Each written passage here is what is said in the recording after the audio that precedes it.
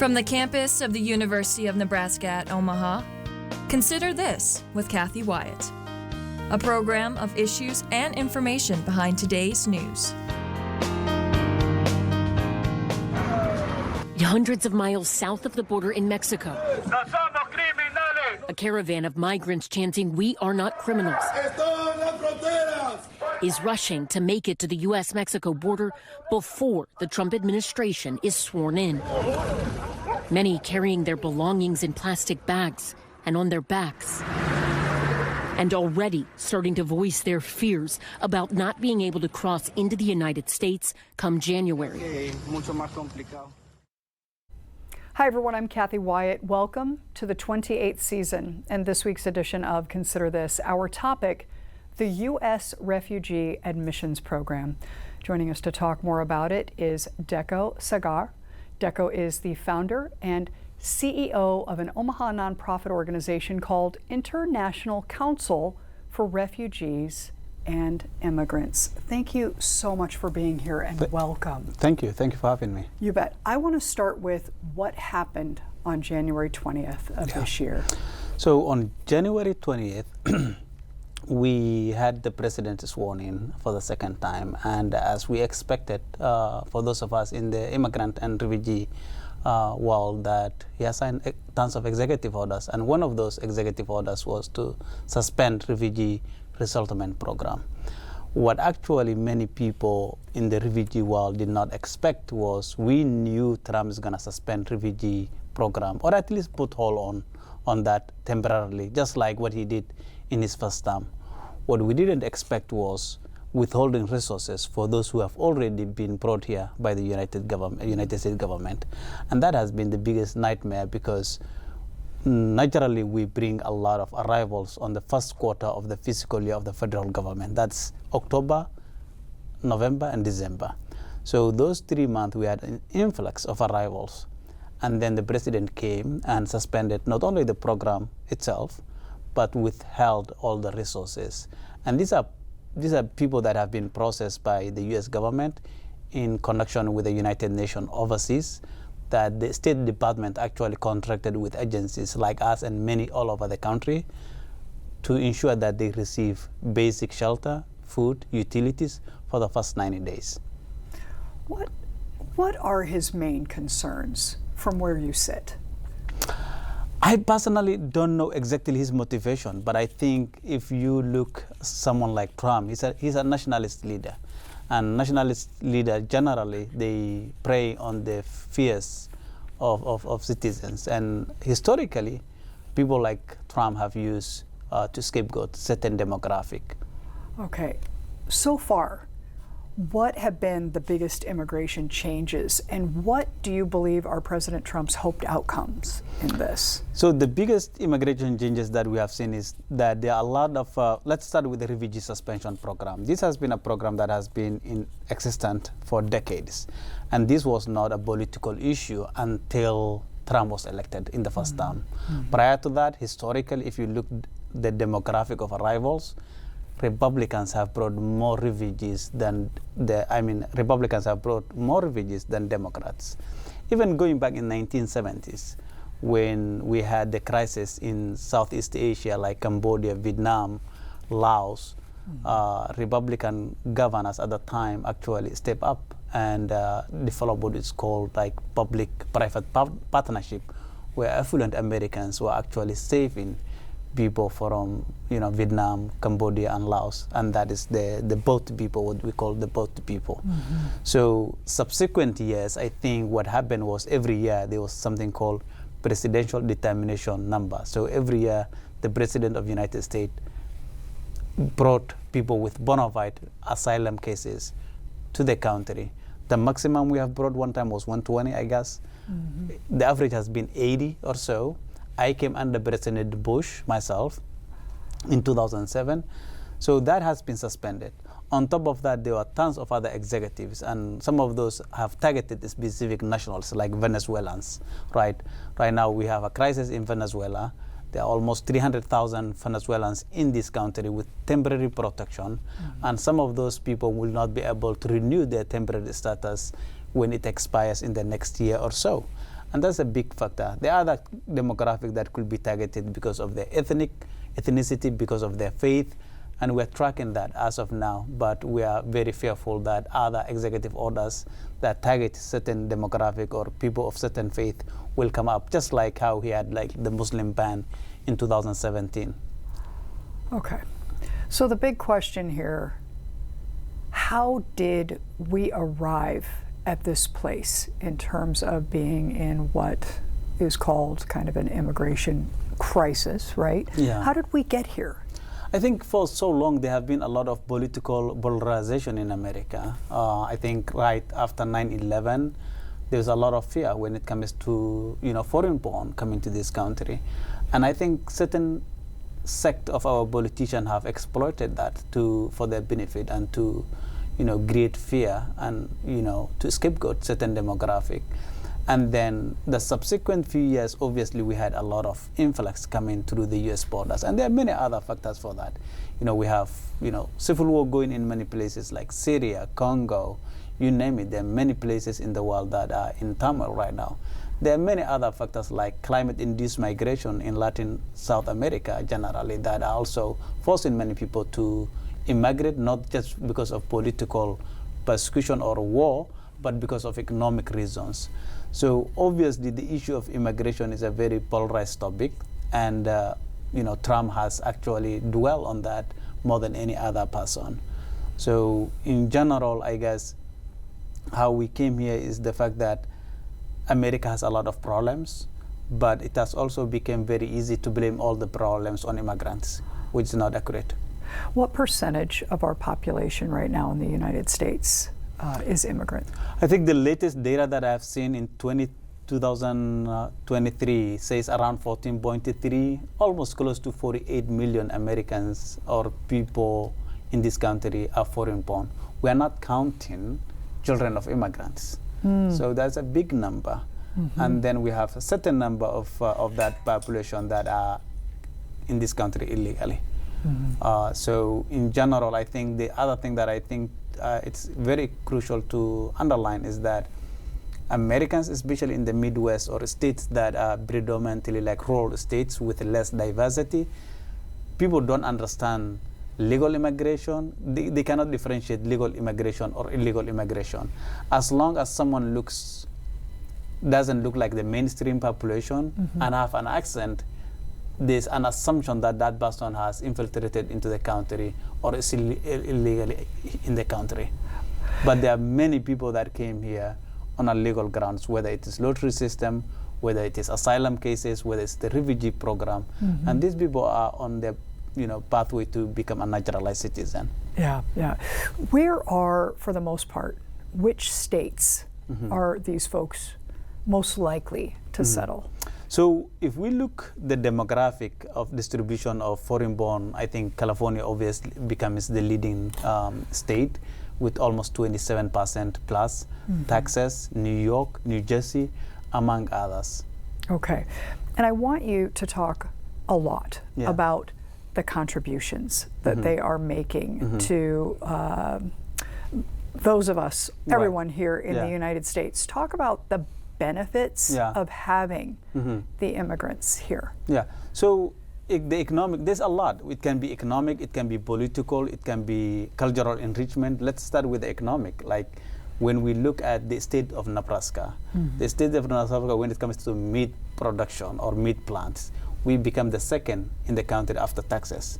So basically, Nebraska is the mecca of meat plant in many ways in the Midwest. So that attracts a lot of immigrants who want to earn livable wage, raise family in very much inexpensive state in comparison to others.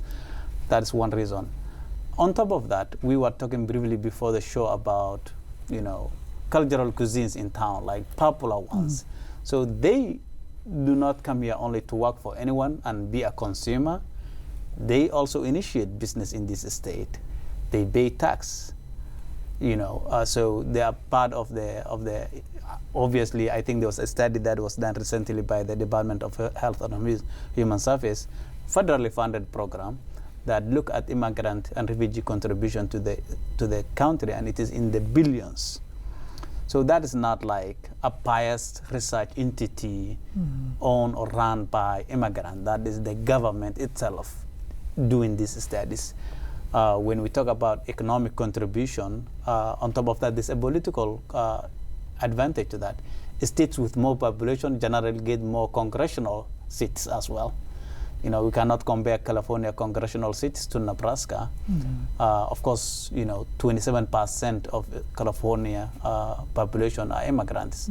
If that were to move, obviously California can easily lose multiple seats just because of the demographic shift. When we look about cultural diversity, it's another thing. When you look about specific academic excellence, like STEM research, minority kids tend to outperform in states with large immigrant population than states that have less immigrant population. So that's also another thing that, you know, is in the long term, it kind of enriches the economy of the country, but also the manpower. So STEM is a very high demand right now, and majority of the people that are really excelling based on the data are minority kids. And there's probably a reason for that, because I think the reason is that a lot of minority and immigrant kids are coming from a poor background, and they see the only way to get a similar platform is to study in high demand, high skilled, high paying jobs. Okay, all right. I want you to talk a little bit here about the International Council for Refugees and Immigrants. What is that? So this is an entity that was just an idea not too long ago. I am the founder of that organization that has actually evolved into a full human service entity. And this used to be after school program because the whole idea actually was, when I came to this country in 2007, I got a job with Des Moines Public Schools as a community liaison. So 2007, when I was in college, I had the privilege to work with minority kids in Des Moines Public Schools. And I have seen firsthand the challenges they go through in trying to acclimate into American way of life. These are kids that are coming from a single parent household, or in sometimes unaccompanied minors. And what that really meant is that a lot of them did not attend school in their native country, and they were placed in a classroom based on their age, not according to their education level. Many of them were dropping out. Many of them, when their parents were working like odd long hours, were hanging with the wrong crowd. We have seen significant drop rate. We have seen low graduation rate, you know, gang involvement, because what we don't realize is that majority of the people coming to this country are immigrants. So, for instance, when the refugee program was active and alive, if we bring 100,000 people, almost 80% of that will be kids, because whether they're coming from Middle East, Central Africa, Southeast Asia, these are large families. So if you bring a family of 10, roughly maybe there's one older child and the rest are minors. So parents work long hours to make ends meet, and now you have kids that are between their apartment and school. So they face a lot of challenges in the school, like bullying, you know, academic challenges. Many of them actually drop out. So we started after school program to engage these kids, to increase graduation, and to mentor them. That was the intent of the organization, and it is still a significant part of what we do today. But over time, we have realized that the whole family, we had to provide a holistic service to the whole family. So we evolved, added other programs, whether it is micro-enterprise, whether it is workforce development and career pathway program for people with foreign credentials. Among my clients right now, the people that we brought, this is someone who actually have practiced medicine for 25 years, came to this country late last year. We do believe that that person can be recertified and practice medicine in America instead of working mid-plant for the rest of his life.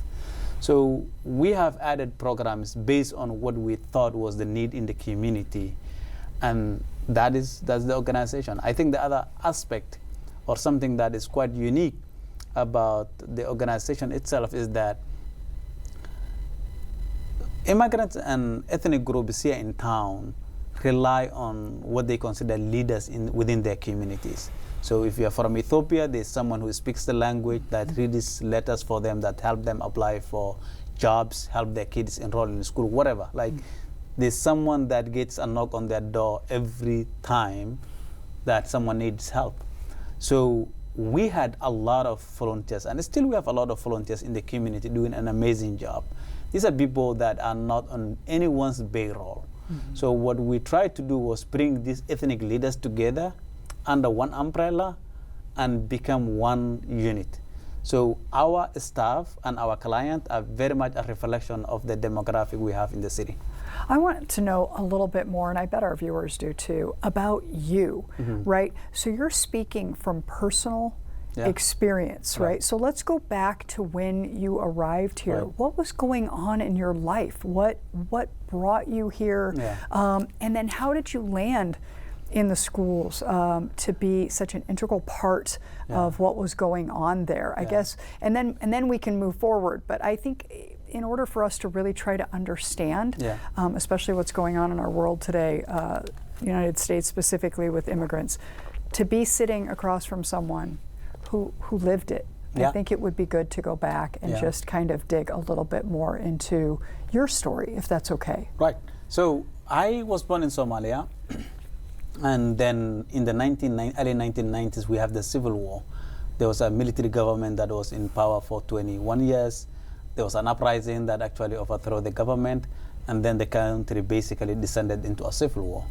So we actually have been internally displaced people moving from one village to another for almost a year and a half before we realized there was no safe haven in Somalia, right?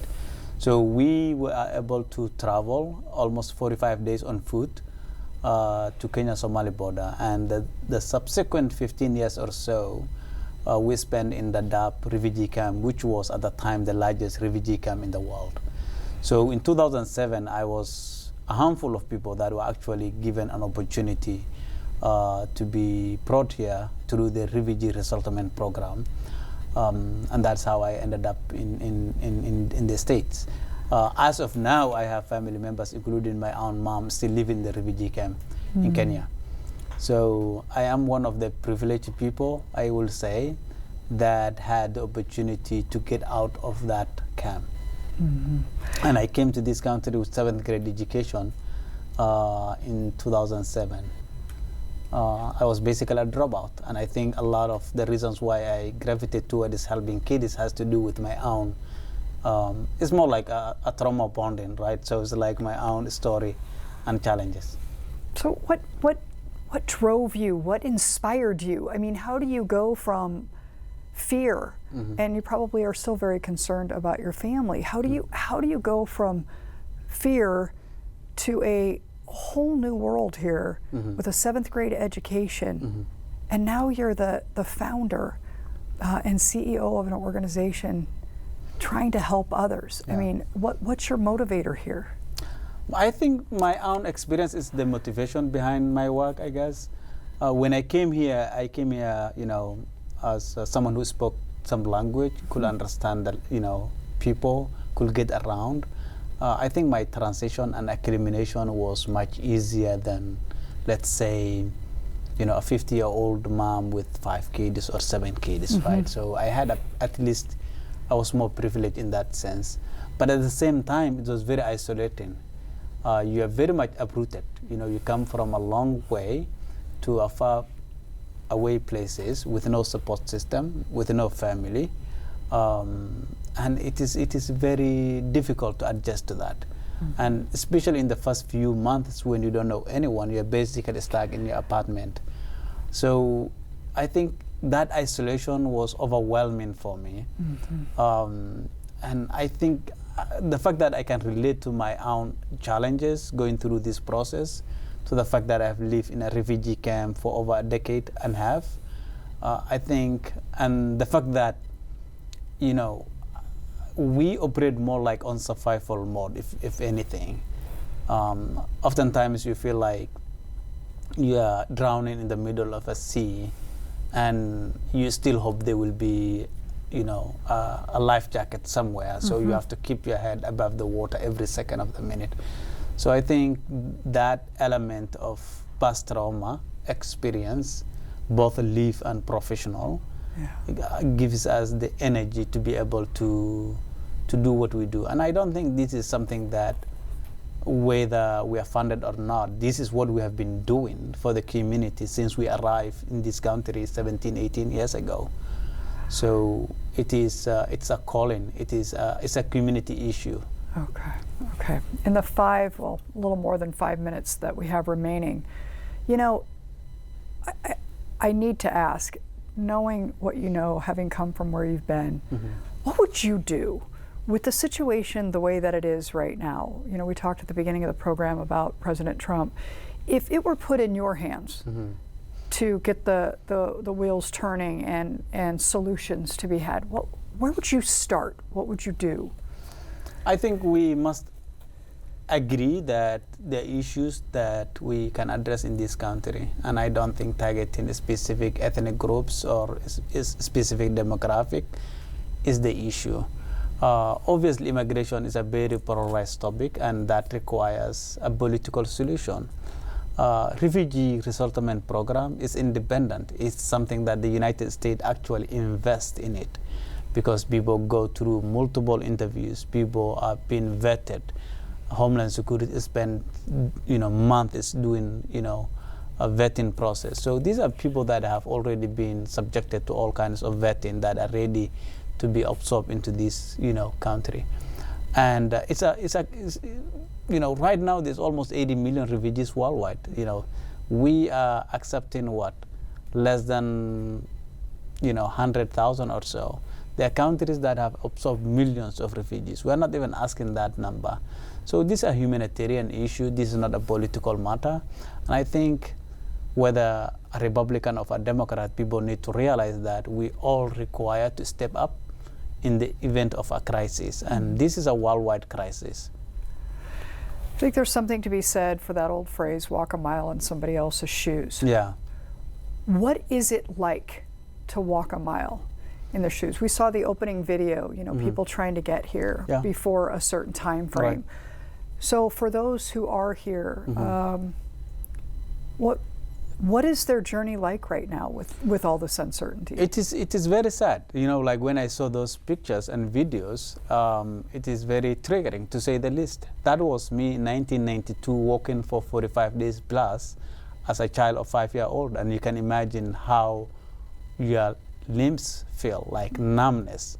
I think anytime, even a few years back when I went back to CrossFit, running was my biggest trigger, because every time I had to run, it brought back memories.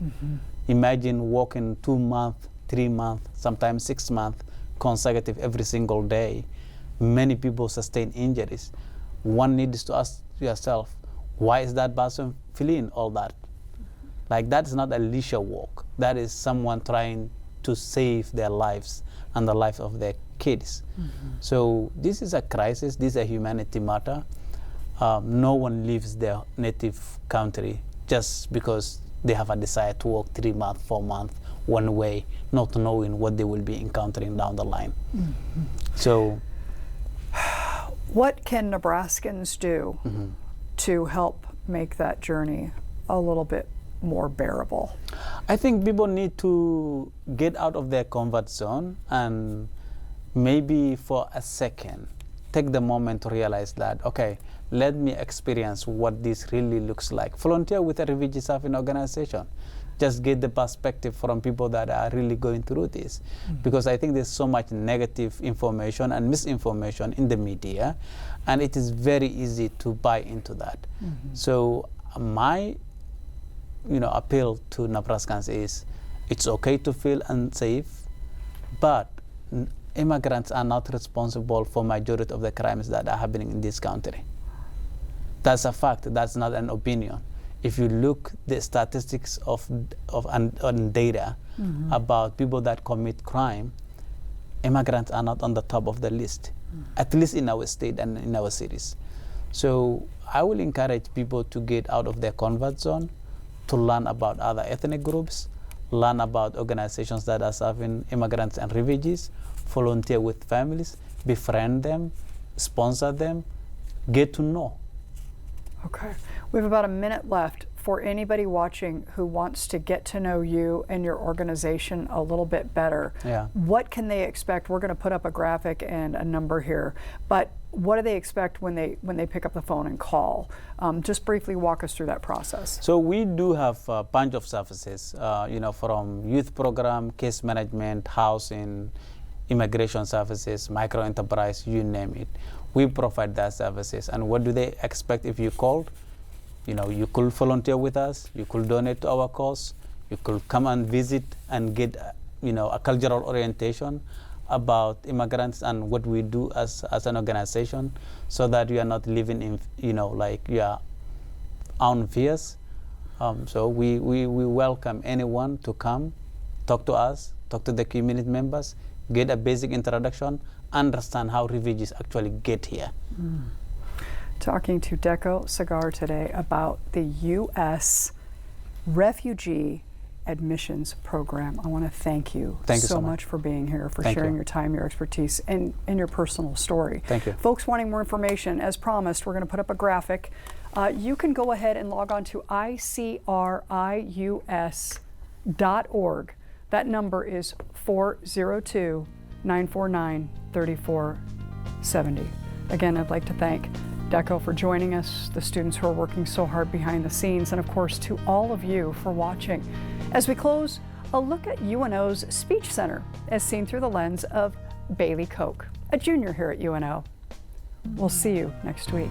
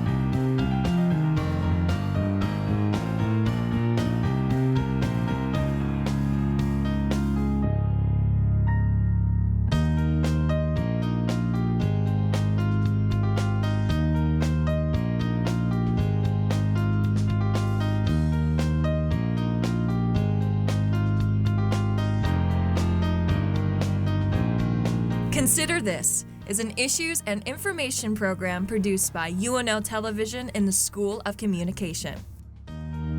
More information and program archives can be found at nebraskapublicmedia.org/considerthis. If you'd like to share your comments about this program, call the UNO School of Communication at 402-554-2600 during regular business hours, or send an email to consider.this@unomaha.edu.